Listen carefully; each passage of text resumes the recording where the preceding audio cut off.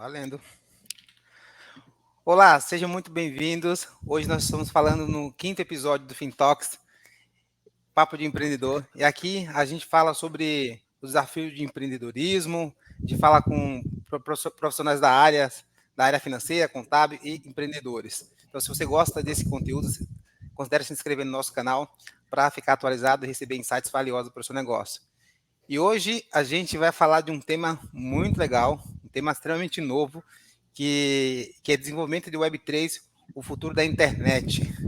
E para falar comigo sobre esse tema, eu trouxe aqui um empreendedor, o Daniel Constantino. Daniel, seja muito bem-vindo.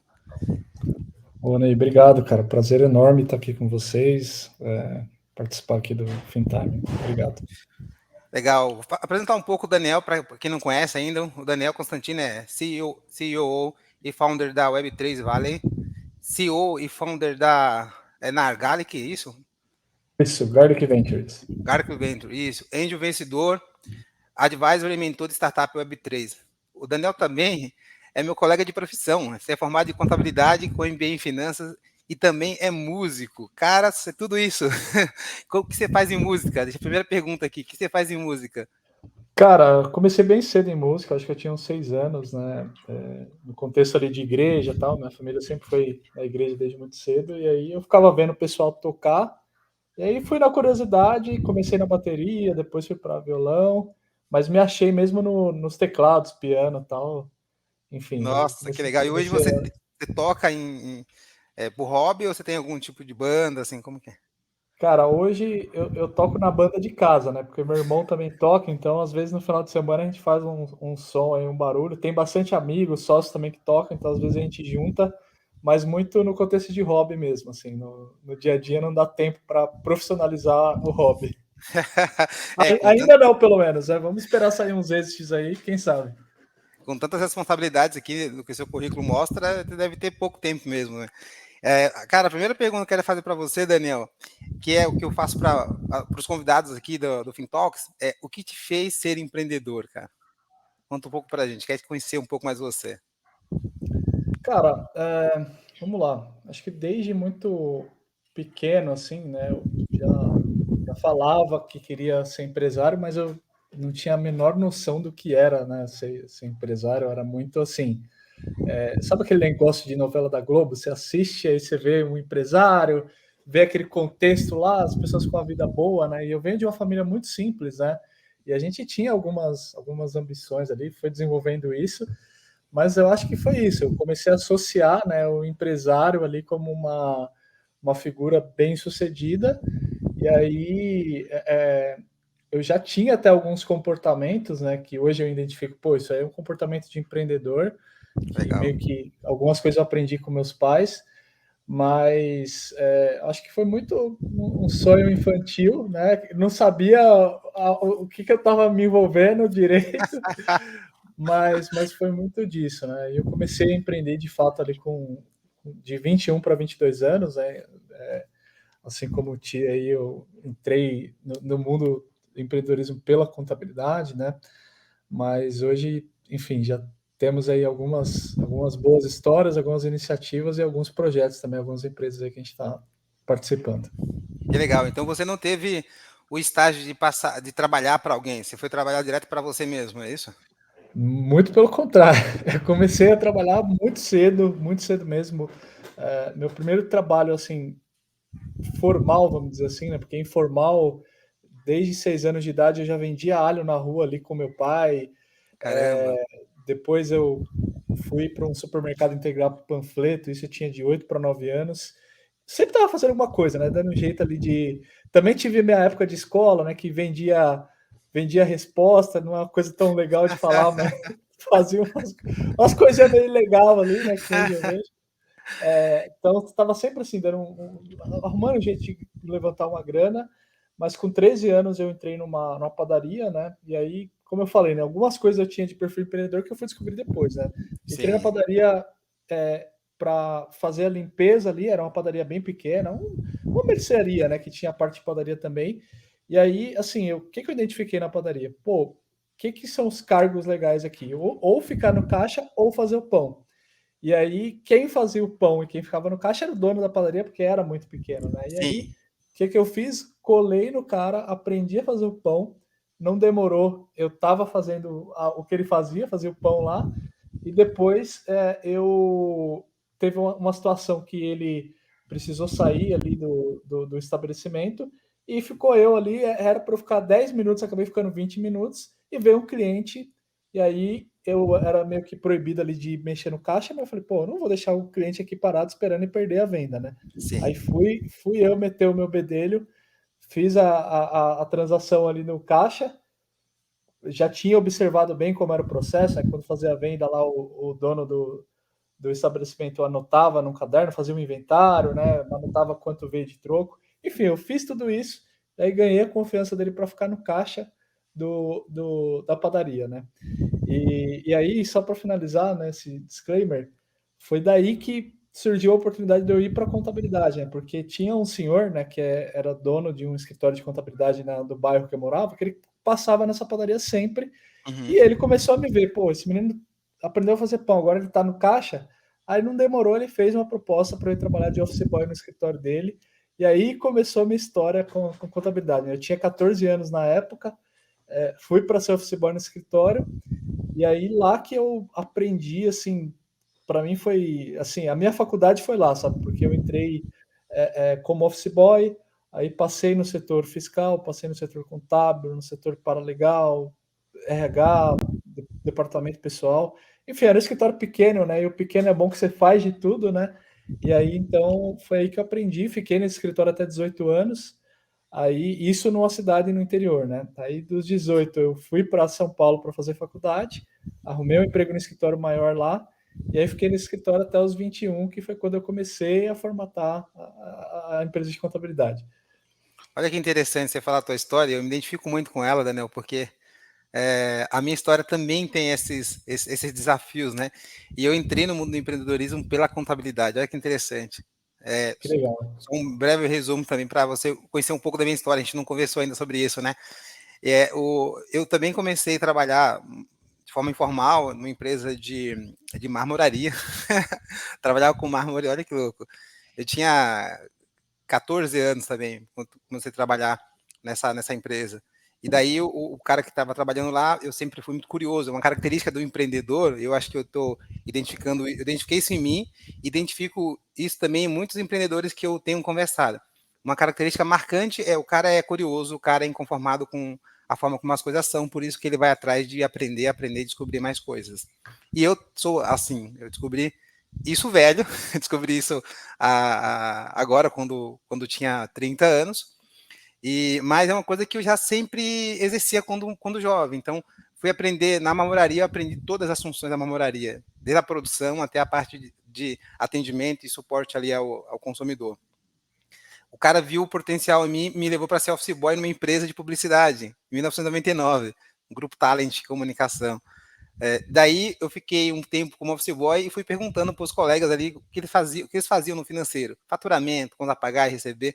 Fui promovido e depois eu passei por todas as áreas do financeiro até sair de lá depois como analista e fui para outra empresa virando coordenador. Então, aí virei coordenador, virei gerente, depois virei diretor de uma empresa de publicidade e daí eu saí de lá para montar o escritório de contabilidade focado em agência de publicidade. Olha que interessante. Que Mas eu também legal. comecei como office boy com você. E eu posso dizer que a contabilidade foi o que para mim fez uma grande diferença em querer ser empreendedor. E quando eu era jovem lá, que nem trabalhava ainda na área financeira, eu fiz um cursinho de contabilidade na USP. Foi meu primeiro contato com contabilidade. E daí veio o interesse pela área financeira e agora essas habilidades de contabilidade, depois me formei em administração, fiz pós em controladoria. Eu acho que esse olhar para a parte financeira, administrativa de uma empresa, ele faz uma grande diferença na vida do empreendedor. Como que é para você hoje empreender no mercado que nós já vamos falar aqui, que é Web3, um mercado super desafiador, e você acha que te ajudou a ter essa bagagem de contabilidade, de parte financeira? Como que foi? Que é isso para você? Sem dúvida nenhuma, né? Eu sempre comento isso com empreendedores, com empresários aí que a gente se relaciona, né? A contabilidade, ela um pilar essencial para qualquer negócio, para qualquer família e, por último, para qualquer pessoa, né? Então, entender os princípios ali da contabilidade, né? E a aplicação efetiva deles nesses contextos, né? De negócios, de família, de finanças pessoais, né? Isso traz aí um outro olhar, né? Uma outra maturidade, né? E muito mais assim solidez para aquilo que está se fazendo, né? Então, tudo que eu vou executar hoje, né? Sem dúvida nenhuma, assim, tem o lado empreendedor, disruptivo, de vamos fazer, vamos acontecer, mas tem o lado contador forte ali também, que a gente vai querer analisar ali os pilares que estão sendo construídos, né? Da ótica contábil, econômica, financeira, jurídica, né?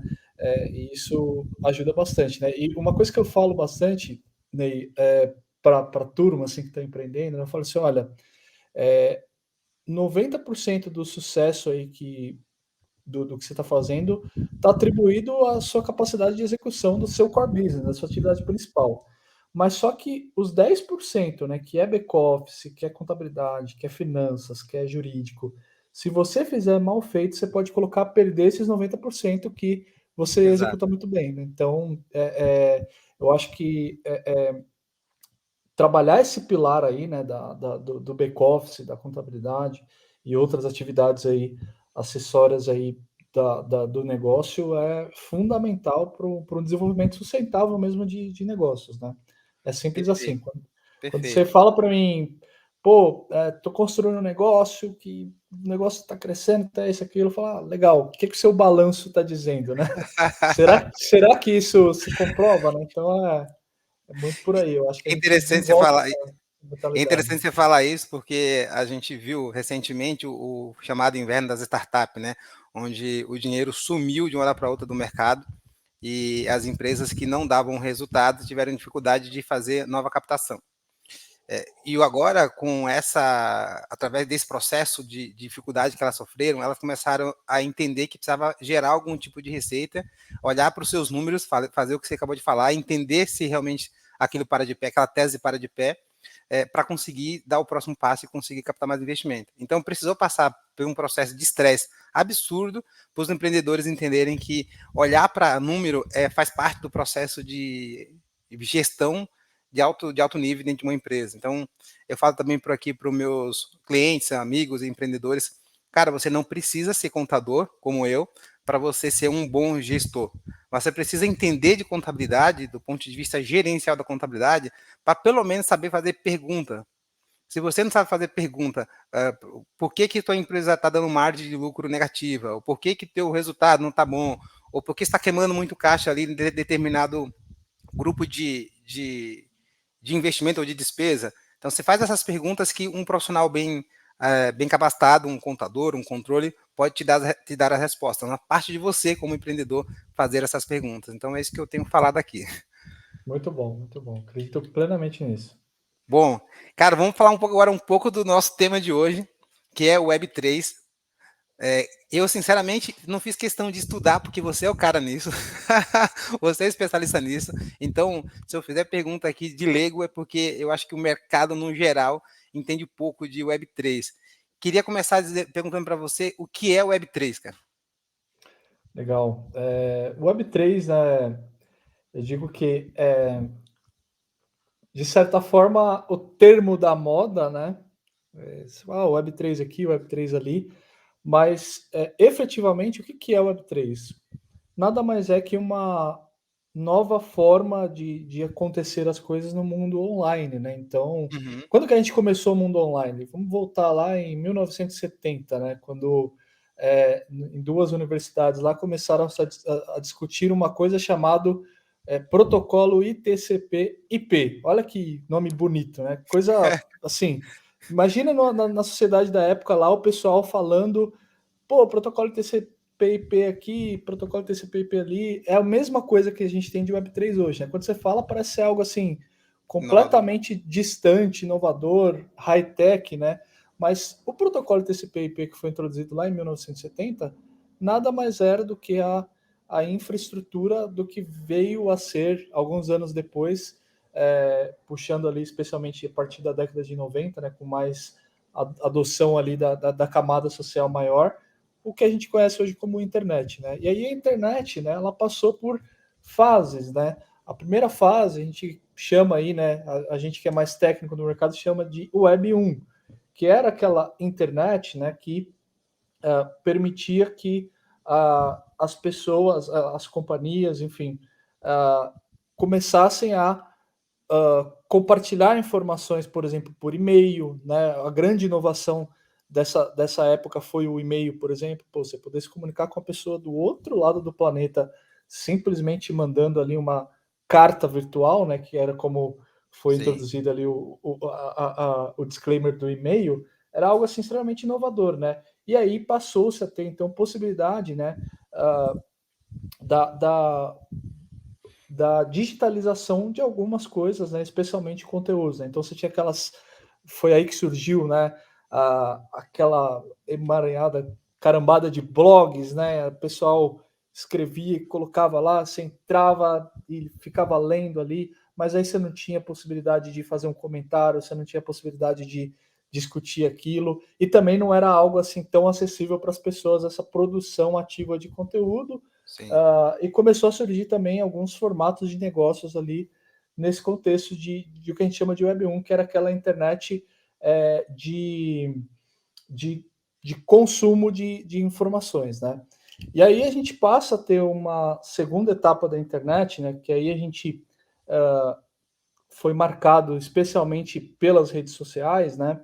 Facebook, começando ali pelo Orkut, né? Anos Orkut. atrás. É, que é o que a gente chama de Web 2, que é aquela internet que você passa a não ser só mais um consumidor, né, de informações, mas você passa a ser também um produtor de conteúdo, você passa a ter acessibilidade para compartilhar suas ideias, compartilhar seu lifestyle através de Instagram e outras redes. A gente tem um boom aí, então, de novos modelos de negócios, né? Então, vários modelos de negócio baseados em estratégia de conteúdo, né? E isso permitiu aí uma certa disrupção aí de negócios também, né? Aí, pô, a gente tem empresas como Hotmart, como, Eduz. como Eduz, LinkedIn e tantas outras, né? Verticais que surgiram aí nesse contexto. E agora, né, a Web3 ela vem como uma nova era da internet. Né? Então, você teve a primeira era, que era a era de consumo de informação, a segunda era, que era a era de compartilhamento, e a terceira era, que é a Web3, que a gente chama de a internet de valor. Né? Uhum. Que isso quer dizer? Né? O que essa era da internet traz? Nessa era, né, a gente passa a ter uma camada aí de digitalização, né, das coisas, né, de alguns ativos, né, Tá. começando até mesmo pelo ativo dinheiro, vamos dizer assim, né, a primeira o primeiro ensaio ali da Web3, né, da digitalização de valores, né, foi o famoso e conhecido aí Bitcoin, né, que veio a ser aí uma grande inovação e uma proposta de ser uma possível nova moeda aí que hoje, de certa forma, já é enxergado nesse formato, né? Já Sim. tem países aí, semana que vem, por exemplo, eu estou indo para El Salvador, e El Salvador, a moeda local deles é o Bitcoin, né? E por que a Web3 é essa internet de valor, né? Porque toda a infraestrutura que está por trás da Web3, ela resolve um problema que a gente chama de gasto duplo, né? O que é o problema do gasto duplo? Se eu pegar, por exemplo, aqui um arquivo qualquer, uma planilha que eu fiz aqui, eu te mandar por e-mail essa planilha, eu vou ter ela aqui, você vai ter ela aí. Mas qual que é a original? Né? Qual que é a válida? O que é cópia? O que é original? Né? Então, na Web 2, a gente tinha essa questão de você compartilha informações. Eu não poderia, por exemplo, te enviar uma, sei lá, R$ 100 e esses R$ 100 deixar de ser meu e passar a ser seu, falando no contexto de internet, né? E com esse problema aí que a infraestrutura do Web3 resolveu do gasto duplo, né? Ou seja, de eu poder fazer uma transferência de ativo, uma transferência de valor de forma virtual e de fato ocorrer essa transferência, ou seja, sai da minha propriedade e passa a ser sua, mas isso em ambiente completamente digitalizado, aí você começa a expandir as possibilidades de digitalização de ativos, né?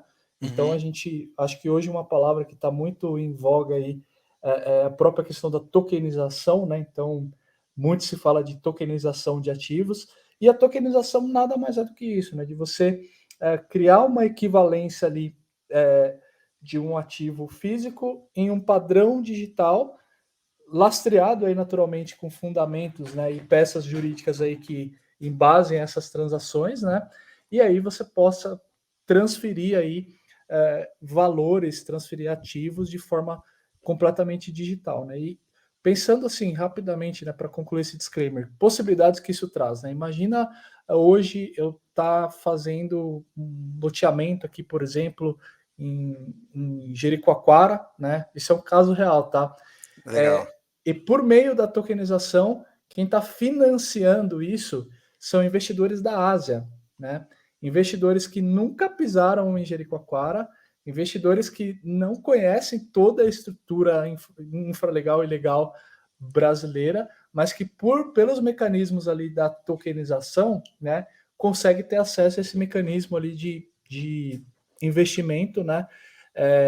E tem ali essa paridade ali com o ativo real para efetivamente gerar confiança, né? Então, assim, a gente está ainda numa fase muito. Algumas coisas estão em níveis experimentais, outras já se comprovaram, né? O regulador aí, né? Os governos já estão cada vez mais cientes que isso é um caminho sem volta, porque uma frase que é muito marcante aí, né? Para a gente que está em tecnologia é que nunca aposte contra a tecnologia, que você vai perder. A Vai evolução perder. vem, a evolução chega, as pessoas percebem que aquilo é uma evolução e começam a adotar, né? Um exemplo que eu gosto de dar é assim, pô, veio lá o primeiro celular, né? Aquele tijolão lá, né? Tijolão, Nokia. O Nokia, que na época você fala, nossa, que coisa maneira demais. Compara o Nokia com iPhone 2, por exemplo. Hoje o iPhone 2 é bicho velho pra caramba, né? Acabou de lançar o 15 aí. Mas assim, o que eu tô querendo dizer, quem teve o Nokia tijolão, quando teve acesso a um iPhone 2, pô, fez um mega upgrade. Não vai voltar atrás, né? Não vai voltar, né? E aí, E desculpa interromper, mas aí falando nessa casa da tecnologia que você citou aí de tokenização, o que leva em consideração é que é um ativo, não tem um agente ali, né? Um agente entre quem está negociando. A própria tecnologia, ela faz a transação de ponta a ponta, né? Vê se eu estou entendendo certo exatamente. aqui. E aí você não Ex tem o risco de confiança, por isso que o cara está financiando o negócio que você falou aí em Jericoacoara, estando lá do outro lado do mundo, né? E não precisa exatamente. da gente confiança. A Web3 ela tem alguns conceitos, algumas características, né? Uma delas é a desintermediação das coisas, né? Se a gente for pegar uma operação básica ali bancária, por exemplo, né? Todo o ciclo de operação, né? Vamos falar uma operação básica. Você vai ali numa loja e você paga o teu almoço ali com cartão de crédito. A quantidade de pessoas, de empresas, de instituições que vão participar dessa transação é enorme, né? Você vai ter a operadora, aí você vai ter a intermediadora. O dinheiro vai chegar efetivamente para o comerciante ali em 30 dias, né? Então, a camada de intermediário que tem, né? E que são, né? Eita, travou aqui, vocês estão me ouvindo? Estou te ouvindo, pode Ah, falar. legal. A camada de intermediários que tem, né? É, é gigantesca. Isso traz delays operacionais e traz muitos custos operacionais também, né? E no contexto de Web3, que a tecnologia resolveu essa questão do gasto duplo, e isso é uma das coisas só, né? Porque quando a gente vai para entender a infraestrutura de Web3, que aí a gente vai falar de blockchain e smart contract, né?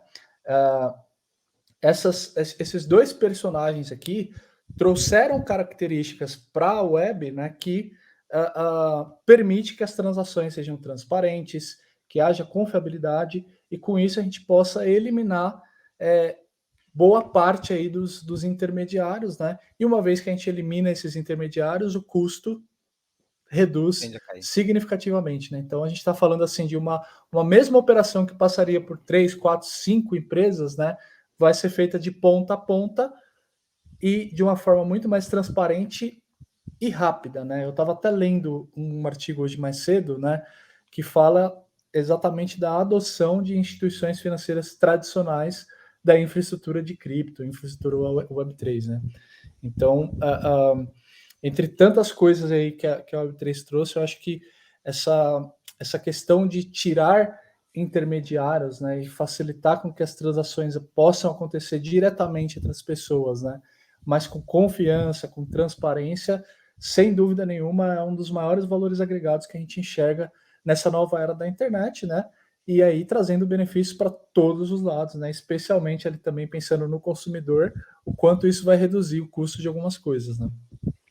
Eu tenho uma teoria sobre inovação que é assim, se a inovação, se a nova forma de fazer alguma coisa é mais rápida e é mais barata e é mais confiável, cara, é imparável essa inovação.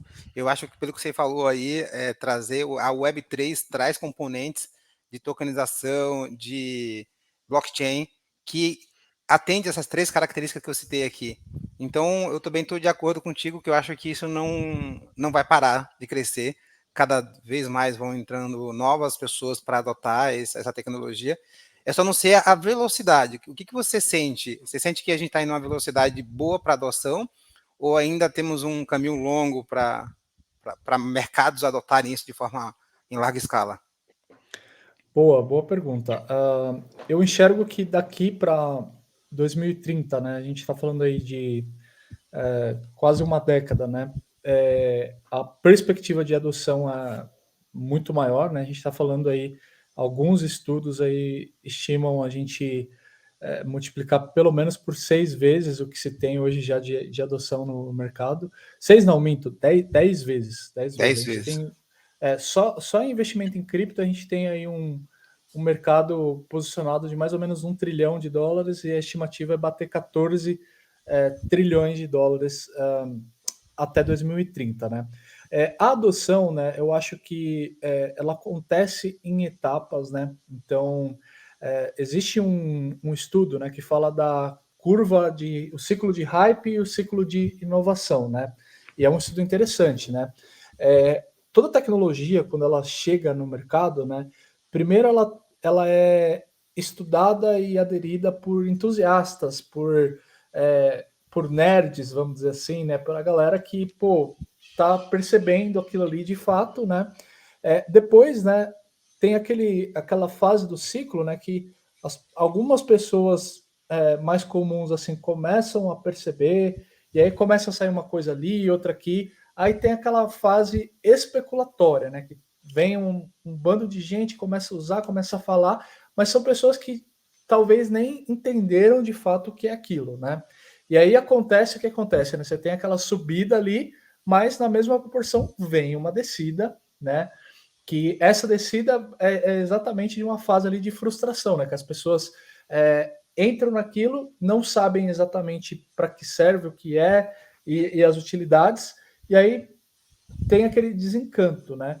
Só que esse ciclo que acontece, esse desencanto, né? Que as pessoas deixam de adotar, né? Então, por exemplo, o cara ouve alguém falar, fulano comprou uma criptomoeda lá e ficou milionário, né? Aí você vai lá e compra, não ganha dinheiro, ainda perde, né? Aí você se frustra e fala, pô, não quero mais saber disso, né? Isso aqui não serve para mim. Será que não serve ou que você que não tinha skill Conhecimento, ainda né? para analisar e fazer uma adoção consciente, né? Então, nessa camada, né, que eu acredito que é a camada que a gente está passando hoje, né, por um ciclo ali de que muitas pessoas entraram num momento de hype, né, e se frustraram, não entenderam de fato o que é esse ambiente que está sendo desenvolvido, né?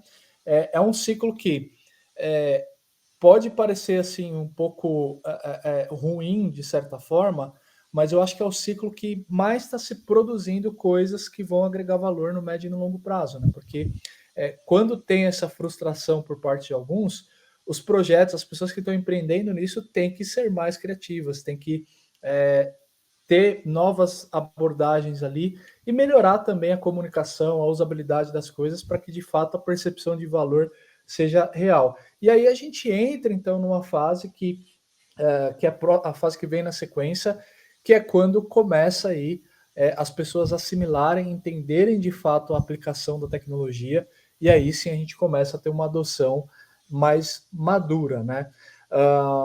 E uma das coisas que eu acho que vai contribuir aí para que daqui para 10 anos talvez a gente ter uma camada interessante de adoção disso, né? É a própria questão da regulamentação, né? Vários países aí já vem discutindo isso há anos, né? Aqui no Brasil, por exemplo, a gente está tendo várias frentes parlamentares ali discutindo o assunto. Teve CPI falando de pirâmide com cripto, Financeira.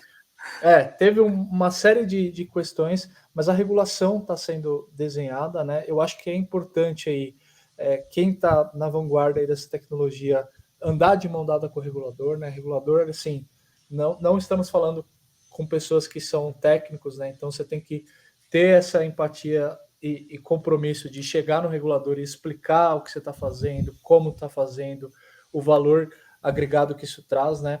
Mas, assim, eu acho que a gente está indo numa caminhada boa e, a exemplo disso, né, a gente vê boa parte do sistema financeiro já testando, adotando em algumas coisas, né, essa infraestrutura, né, de Web3, especialmente ali o blockchain. E a gente teve esse ano, por exemplo, o anúncio aí do Drex, né, que é o real digital propriamente, né, sendo adotado aqui já no Brasil, já passou por uma camada de testes desde o ano passado, está passando por mais um período de testes, o ano que vem entra em produção isso, né? E aí a gente tem um país dizendo que o seu dinheiro, a sua moeda, vai passar a ser Digital. entre aspas, uma criptomoeda também, né? Sim. É pareada a nossa economia aqui, enfim, as nossas reservas, etc., mas é a mesma infraestrutura e a mesma base ali que uma criptomoeda traz, só muda algumas questões ali de modelo de economia, mas então, assim, e temos casos consolidados disso, né? A China, por exemplo, tem o Yuan lá, Yuan digital, você tem na Rússia também a moeda digital da Rússia, então E eu esses vejo que é países utilizam essa tecnologia do blockchain para fazer as moedas que eles estão colocando como digitais?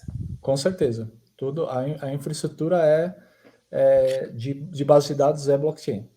Ah, legal, bom saber disso, porque é interessante como quando a gente falou de moeda digital, a primeira moeda que vem na cabeça é o caso mais famoso que a gente tem de investir em Bitcoin, né? Todo mundo conheceu moeda digital por conta do Bitcoin. Depois do Bitcoin nasceram outras empresas desenvolvendo suas próprias moedas de uma forma totalmente descentralizadas e de uma certa forma, eu não posso dizer, o princípio é não regulação, né, do blockchain, né? E aí as empresas nasceram fazendo as suas próprias moedas que fizeram algum tipo de negócio ruim e algumas quebraram, outras tiveram dificuldade de se manter por conta de credibilidade.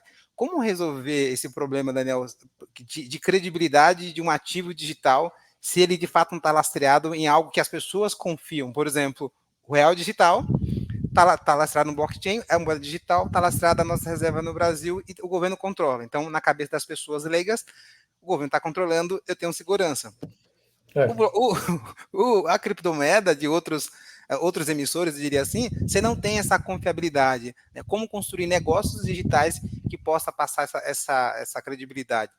Só com o tempo, né, eu acredito. É o tempo, é um processo educacional muito forte, muito forte. Eu acho que não é uma coisa que você enfia a goela abaixo, e também não é uma coisa assim que entra no senso comum tão rápido, né? Como você colocou, né? O que faz o real ter valor? Basicamente, o governo que dá a credibilidade, que dá confiança para aquilo, né? Se a gente pegar a história aí da moeda, a gente passou por várias fases, né? E o dólar, por exemplo, né, que hoje, por anos, o dólar aí vem sendo utilizado como reserva de vários países, né? E sempre foi aí a moeda mais forte aí considerada em termos globais, né? E desde 1947 que o dólar não tem mais o compromisso ali de ser lastreado a uma reserva de ouro, por exemplo, né? Que Uhum. no começo dessa história da moeda, os bancos centrais tinham que necessariamente, se você vai emitir lá 100 milhões de dólares, você tem que ter 100 milhões em reserva de ouro ali no teu cofre, né? E isso já não se tem mais. Né? Aquilo que a gente vê lá no La Casa de Papel, por exemplo, que você vai lá no banco e tem aquele monte de pepita de ouro, isso não existe há Não muito existe. tempo. E o que dá crédito à moeda que a gente tem nas economias hoje? O que dá crédito é que tem a confiança nas instituições, no governo propriamente. Né? Mas em que contexto surgiu o Bitcoin? Né? Surgiu num contexto de extrema crise ali e desconfiança da capacidade do governo de fato segurar a bola ali em termos econômicos, né? Então, na crise que a gente vivenciou ali em 2008, né, na quebra do subprime e consequentemente toda a crise econômica que a gente teve, né, dado aí pela emissão descabida ali de créditos imobiliários, né, ficou muito evidente que confiamos no governo para controlar ali essa questão de emissão de moeda, de crédito, etc. E essa confiança ela foi Quebrada. quebrada. E aí, a partir desse momento, né, que surge ali a proposta, né, o white paper do Bitcoin, justamente trazendo isso, né? Poxa, o modelo do Bitcoin, né? Muitas pessoas fazem essa indagação, né? Poxa, mas como que você vai confiar numa moeda que não tem lastro, que não tem uma paridade de ativo, né? E aí o que se leva em discussão é isso, pô, mas as moedas que a gente tem hoje também não tem lastro, né? A gente Uhum. acredita porque o governo está dizendo que, que tem valor, né? E ao contrário do Bitcoin, né, que enquanto a máquina de dólar lá dos Estados Unidos funciona bem, os caras imprimem a torta à direita quando precisam, o Bitcoin é uma moeda deflacionária, né? Então, você tem um limite ali de emissão, acabou esse limite, quem tem, quem não tem que comprar de alguém, né? Então, é uma moeda deflacionária e a partir do Sim. momento que passa-se a ter adoção, né, essa economia passa a ter mais sentido e mais sustentação, né? Mas, assim, finalizando aí a tua indagação, eu acho que a questão da confiança, né, é algo que a gente vai desenvolver ao longo dos anos, né? É, na dúvida, né? Estude, desconfie, né? Esse negócio de vou comprar criptomoeda e vou mudar de vida, tal. Eu acho que ainda tem muita conversinha e é muito papo de piramideiro também, né? Que vem com Sim. umas ideias Sim. ali, começa a falar, você vai ficar rico, aí te coloca um ativo lá que você vai perder dinheiro, né? Mas eu acho que é isso, é muito um processo educacional, muita educação, muito aprendizado, né? E, e em paralelo, um trabalho aí também que tem que ser feito lado a lado com o regulador, que tem que ser feito lado a lado com grandes instituições. Então, não é uma coisa que você empurra goela abaixo que vai ser mudada da noite para o dia. Mas, assim, de fato, eu acho que tem teses legais, bem fundamentadas aí, e à medida que as coisas vão sendo esclarecidas, que a informação vai se popularizando, a tendência é esse mercado amadurecer bem mais. Muito bom, muito bom. Hoje eu sei muito mais sobre o Web3 do que ontem. E esse assunto é bem empolgante, hein? Dá para a gente falar sobre várias ramificações da Web3, né? A gente está falando, por enquanto, da ramificação da moeda, né?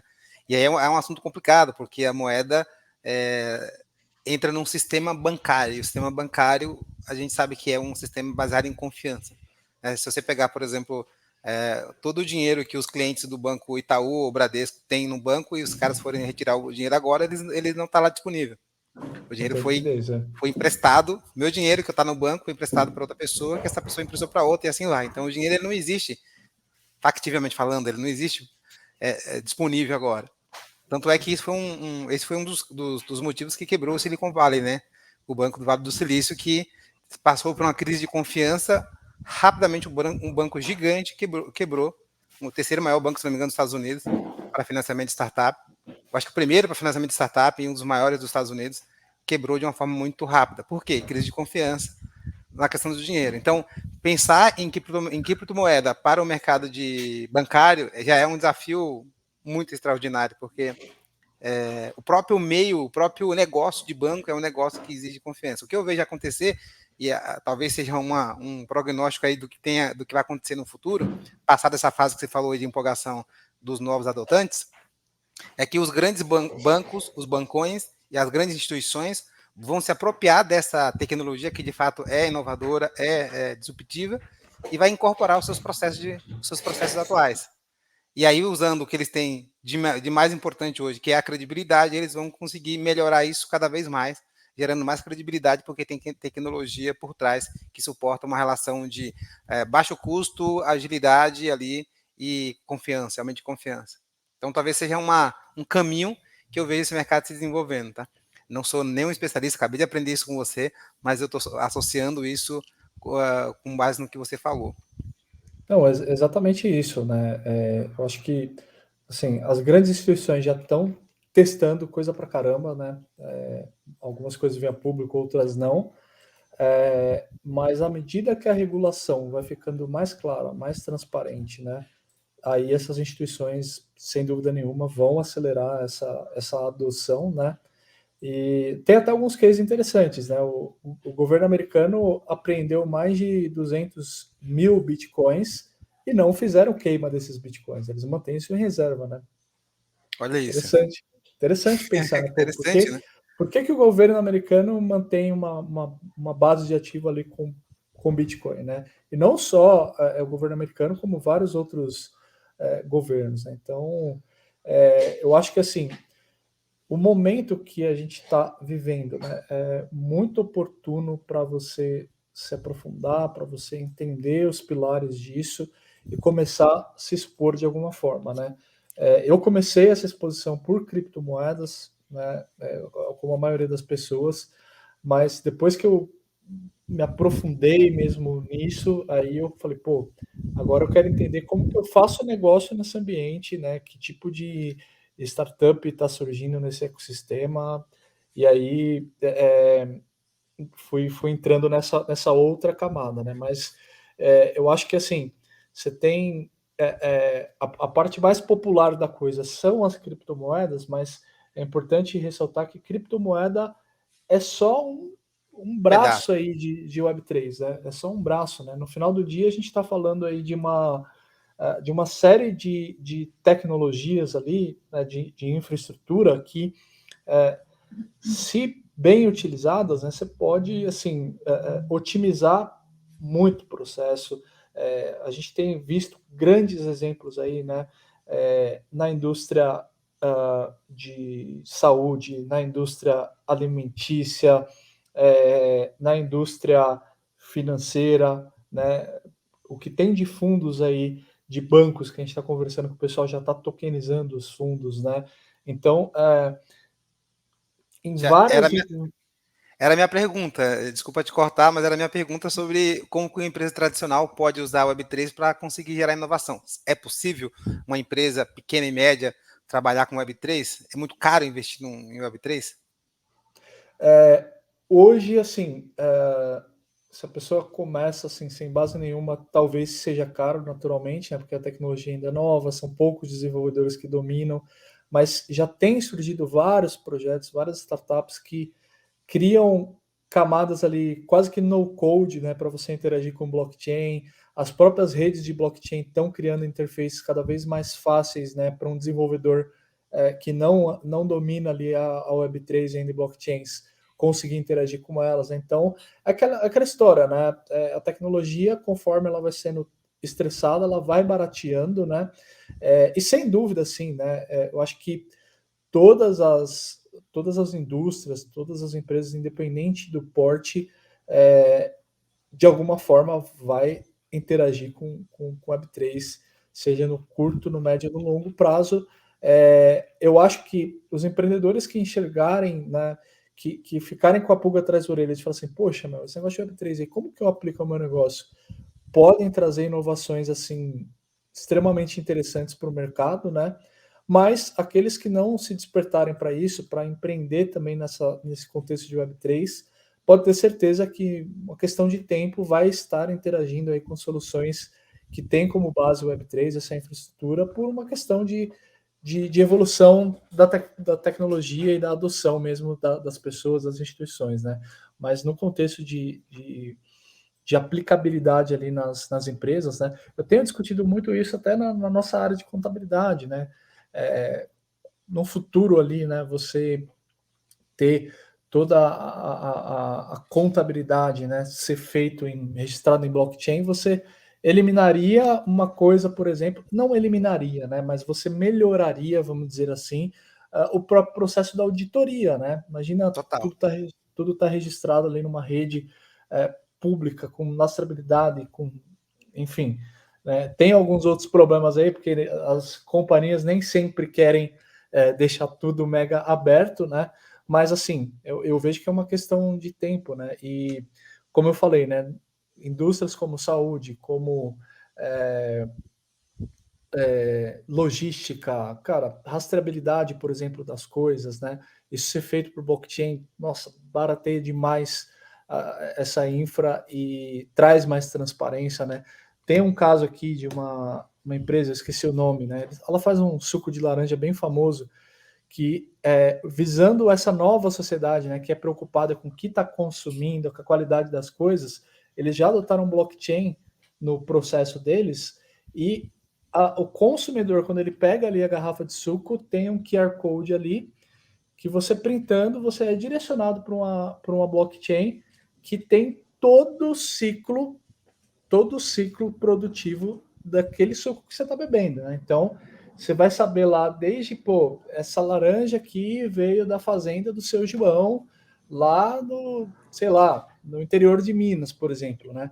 E eles já têm esse processo, né? Que para um consumidor hoje que está cada vez mais ligado em saúde, na qualidade das coisas, né, faz muito sentido. O Carrefour, por exemplo, já tem testado algumas iniciativas com o Web3, o Walmart é, foi precursor nisso, né, na usabilidade de blockchain, na rastreabilidade ali dos produtos que chegam ali para os consumidores. Então, sem dúvida, sim, tem muitas possibilidades. E aí, Muito. falando de uma outra questão de adoção, né, de aplicabilidade, já se discute muito, né, no âmbito de cartórios, de autenticações, por exemplo, tudo isso ser feito via smart contract, via blockchain, né, que facilita demais aí a transição das coisas, né? E a gente tem aí uma coisa que você conhece bem, né? O certificado digital, né? Poxa, Sim. já há alguns anos que a gente não assina mais documento fisicamente, né? Que já tem tudo em certificado digital e a gente enxerga que num momento não muito distante vai ter esse upgrade aí para blockchains e o fato do próprio governo brasileiro estar já utilizando uma blockchain para o real é um grande indicador dessa possibilidade de adoção. Muito legal. Realmente, a gente tem muita evolução com certificado digital, assinatura eletrônica, que é uma coisa que a gente utiliza aqui também, cartório digital, que é uma coisa que a gente faz aqui na Fintime. Hoje, o cliente que vai abrir uma empresa, por exemplo, ele tinha que ir para o cartório, pegar reconhecimento de firma, tem toda aquela burocracia. Hoje ele não precisa fazer mais isso, basta que ele faça um selfie com o celular dele e a gente autentica aqui como contadores que aquele documento ali é um documento legítimo. Tanto o contador quanto o advogado tem essa prerrogativa. A lei mudou para simplificar isso. Mas ainda assim, com essa evolução toda de assinatura eletrônica, cartório digital, ainda assim nós temos muito que melhorar como ambiente regulatório para negócios, né? O Brasil realmente tem uma deficiência enorme nesse processo.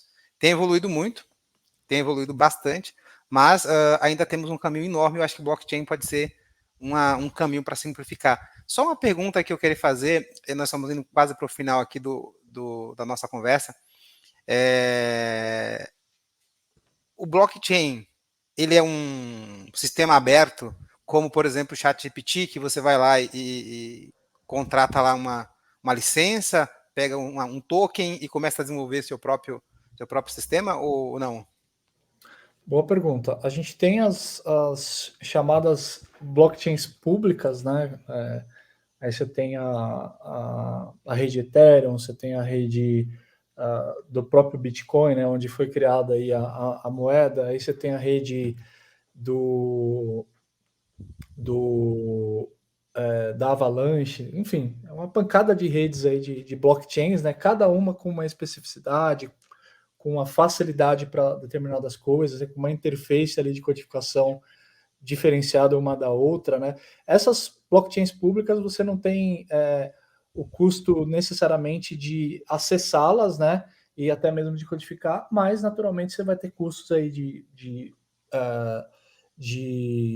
servidores, né? Você tem custo de distribuição, de transações também, mas eu diria que assim, para quem tem habilidade técnica ali de desenvolvimento, zero barreira de entrada ali para você aderir, né? E aí você tem outros tipos de blockchains, né, que são as blockchains privadas, né, que são a Hyperledger Fabric, por exemplo, né, que é a blockchain que está por trás aí de várias indústrias tradicionais, né? É uma blockchain que aí é muito semelhante, talvez ali um modelo de uma AWS, por exemplo, que você paga ali uma recorrência pela base de dados que você consome, pelo tamanho do armazenamento que vai ser necessário, né? Mas você tem várias características ali, possibilidades de blockchains diferentes. E hoje também já surgiram bastante empresas no mercado de blockchain as a service, né? O que é uma blockchain as a service? É uma empresa que, ao invés de você ficar procurando de redes de blockchain, qual blockchain usar, você coloca a interface do teu projeto com essa empresa de blockchain as a service e eles vão te dizer qual que é a melhor blockchain para usar e já fazem essa integração com uma determinada rede de blockchain, eventualmente até com mais de uma, né? Então tem projeto Legal. que já vai ser plugado ali com a rede do Bitcoin, com a rede da Ethereum, Sério? né? E sem dúvida, assim, eu acho que de blockchains a mais popular aí, claro, a do Bitcoin, né, por ter sido a primeira, mas a Ethereum foi, assim, sem dúvida, uma das maiores inovações que aconteceram ali em termos de redes, né, possibilitando ali vários modelos de negócio, várias possibilidades, né? E o que diferencia ali uma rede pública, né, de uma rede privada? A rede pública, né, você não tem um desenvolvedor, você não tem uma estrutura empresarial que está por trás, né? Foi uma comunidade que se juntou e desenvolveu aquela rede e todas as grandes mudanças ali que tem na rede, elas podem vir, por exemplo, da própria comunidade, né, vários desenvolvedores mundo afora dizendo de possibilidades de melhorias ali naquela rede, e aí uma unidade de governança ali definia essas implementações, né? Então as redes públicas têm essa característica, né, de uma comunidade ali tá gerenciando isso, e as redes privadas aí sim tem um centralizador, tem uma empresa que tá por trás e está dando ali ditando as regras ali do que vai ser implementado de soluções ali dentro daquela rede. Que show, cara, muito legal. Ou seja, tem bastante oportunidade para inovar nessa área. A barreira de entrada eu achava que era altíssima para desenvolver o modelo de blockchain, mas você acabou de me falar que tem essas possibilidades de blockchain, essa service, e o cara paga essa blockchain, ou seja, é muito legal isso, né? Isso é muito legal. Isso é muito palpável para empresas que querem fazer inovação, mas não tem ali um time muito forte para construir e treinar um modelo próprio, né? Isso é muito legal. Daniel, olhando para você como empreendedor, se você tivesse que voltar lá atrás e refazer alguma coisa da sua estratégia de empreendedor, o que seria? O que você mudaria? Cara, acho que duas coisas, assim, talvez eu seria menos ansioso ali para algumas coisas, né? No começo eu era ansioso demais, queria muito resultado e rápido, né? Esse atropela alguns processos, né? E processos é a base, né? É o que sustenta as coisas, né? E talvez uma outra coisa que eu mudaria é não abrir várias frentes ao mesmo tempo, né? Eu acho que todo empreendedor ali tem fases de ter várias oportunidades, né? Mas às vezes é melhor você abraçar uma causa e fazer daquela uma grande causa do que você ter várias ali e no final do dia seu maior ativo e o mais escasso deles é o tempo, né? Então, Perfeito, hoje eu valorizo muito isso da questão do foco mesmo, né? De ter assim muito centrado aquilo que você quer fazer e aquilo que você pode fazer também, aquilo que você vai ter tempo, aquilo que vai te dar é, tesão mesmo, né? Que você vai acordar e dormir pensando naquilo, né? E vai executar de fato, né? Então, eu lembro que no começo ali da minha carreira, é, chegava um cliente, vamos fazer isso, vamos. Chegava outra pessoa, vamos fazer aquilo, vamos. E aí você começa a falar um monte de sim, e aí depois você vai fazer aquele balanço geral, e fala, pô, mas o que foi para frente disso aqui? 90% não vai para frente, né? Então, às vezes é melhor você pegar uma frente só e fazer bem feito do que ter várias coisas e tudo meia boca, né? Então, isso é uma coisa que hoje tudo que eu vou fazer, eu passo por esse crivo e por esse critério, se é uma coisa que eu vou de fato ter capacidade, tempo e know-how para entregar, se foge da minha capacidade ali e do meu crunch de tempo, eu agradeço, mas deixa para a próxima. cara, eu acabei me identificando aqui com você, com essa sua fala, porque como te disse no começo da conversa, eu sou curioso, eu adoro coisas novas, eu adoro aprender, e como um bom empreendedor, quando eu vejo um desafio, eu vejo um problema, eu quero resolver. E aí eu fazia exatamente isso, eu pegava várias coisas para fazer e me dava conta de que eu estava fazendo meia boca todas elas. E quando eu entendi que o foco é o segredo para você conseguir fazer grandes coisas, e eu comecei a falar não, mesmo que doendo ali, né? Porque tem coisas que você olha e fala, cara, que legal, se eu pegasse isso para fazer, eu faria assim, assim, assado, mas você não tem o que você falou, o ativo para poder focar naquilo. E você tem um projeto na sua mão que você precisa entregar. Então, eu aprender a falar não, para mim foi muito difícil, porque eu gosto muito de ver coisas novas e fazer coisas novas. E eu entendi que não dá para falar assim para tudo, eu preciso persistir no que eu estou fazendo. Então, eu me identifico muito com isso. Olha, o papo que a gente teve aqui sobre Web3 foi um papo extremamente útil para o empreendedor, para quem está nos assistindo, com certeza vai abrir a mente de muita gente para esse mercado. É um assunto que eu sei que a gente falou, sei lá, 10% do que poderia ser falado aqui. Como a gente tem que limitar o tempo aqui para não ficar muito grande esse episódio, você está convidado para voltar em outro momento, pegar Claro. uma outra vertente do blockchain e explanar mais para o público, para os empreendedores, porque é um mundo infinito de possibilidades, né? Sim, sem dúvida, sem dúvida. Agradeço aí o espaço, o convite, conta comigo. Como eu falei, a gente está numa fase de educar, de espalhar mesmo essa mensagem de que, poxa, Web3, blockchain é tecnologia, tecnologia não volta atrás, e é prudente você, como empreendedor, tomar nota do que se trata, como isso vai te impactar de alguma forma e testar hipóteses, né? Então, acho que é isso, né? Acho que os grandes arrependimentos que a gente vê das pessoas no contexto de tecnologia não foi do que fez, mas do que não fez, né? Então, é interessante. Tem muitos depoimentos assim de empreendedores que, quando nessa época aí que começou a internet e tal, tiveram abordagens e possibilidades de embarcarem bem no começo e não entenderam o tamanho daquilo e depois se arrependeram, né? Então acho que é muito isso. Você não precisa cair de cabeça, mas é importante tomar nota, entender e ver o quanto faz sentido.